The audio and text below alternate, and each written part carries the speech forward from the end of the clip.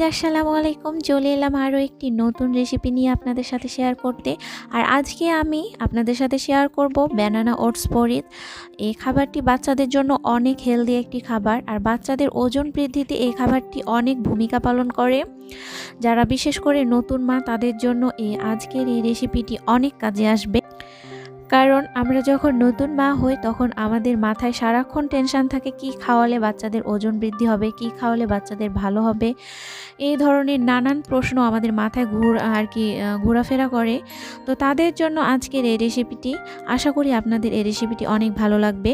তো সবাই প্লিজ ভিডিওটি লাইক দিয়ে ফুল ভিডিওটি দেখে নেবেন। আর যারা যারা আমার চ্যানেলটি এখনও সাবস্ক্রাইব করেনি, দয়া করে আমার চ্যানেলটি সাবস্ক্রাইব করে আমার সাথেই থাকবেন।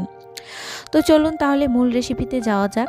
তো আজকের এই ওটস ব্যানানা পরিস রান্না করার জন্য আমি এখানে নিয়ে নিয়েছি 2 টেবিল স্পুন ওটস। এটা বাজারে আপনারা গেলে পাবেন। আর এখানে নিয়ে নিচ্ছি আমি তাল মিশরি, আর নিয়ে নিয়েছি গরুর দুধ এবং একটা ছোট্ট চিনির কলা। তো যাদের বাচ্চাদের গরুর দুধ দেন না, আমি এখানে যেহেতু গরুর দুধ দিয়েছি, আমার বাচ্চার বয়স প্রায় 1 ইয়ার প্লাস, এজন্য গরুর দুধ দিয়েছি। তো গরুর দুধ তো 1 ইয়ারের আগে দেওয়া যায় না। তো যাদের বেবিরা গরুর দুধ দেন না, তাদের জন্য বলি যে এখানে আমি যে দুধ দিয়েছি, আপনারা দুধের বদলে পানিটা দিবেন।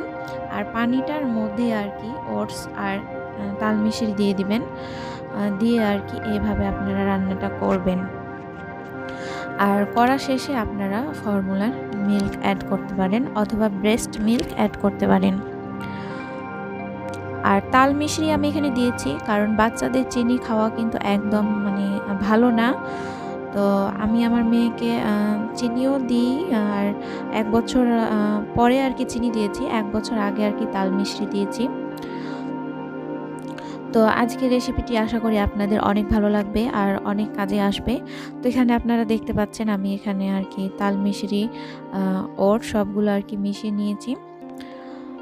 তো এভাবে অনবরত আমি নাড়তে থাকছি, কারণ লেগে যাবে। ওটসটা আঠালো টাইপের, এর জন্য লেগে যায়। তো এইভাবে আমরা ওটস রান্না করে নিব।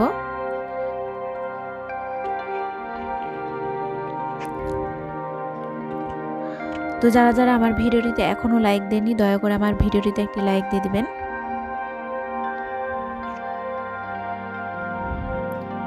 আমি এইভাবে পাতলা করে রাখবো, কারণ এটাতে যেহেতু গরুর দুধ দেওয়া আছে, সেহেতু পরবর্তীতে জমা হয়ে যাবে। তো এই যে দেখতে পাচ্ছেন এখানে আমি চিনির কলা নিয়ে নিয়েছি। চিনির কলাটা আমি একটা কাঁটা চামচের সাহায্যে ম্যাশ করে নিব। আর দেখতে পাচ্ছেন এখানে ম্যাশ করা হয়ে গেছে। আপনারা যাদের ছোট বেবি 6 মান্থ, তাদের জন্য এই কলার পিউরিটা অনেক ভালো। আপনারা খাওয়াবেন এইভাবে কলার পিউরি করে। তো এখন আমি যে কলার ম্যাশ করে রেখেছিলাম সেটা ওটসের মধ্যে দিয়ে দিলাম। এখন এটাকে ভালোভাবে মিক্সড করে নিব। তো যারা যে ফর্মুলার মিল্ক দিবেন, সেহেতু রান্না করার পরে এখানে ফর্মুলার মিল্কটা অ্যাড করে দিবেন অথবা ব্রেস্ট মিল্ক অ্যাড করে দিতে পারেন। তো তৈরি হয়ে গেল আজকের আমার ওটস ব্যানানা পরিচ, যেটি বাচ্চাদের জন্য অনেক উপকারী একটি খাবার।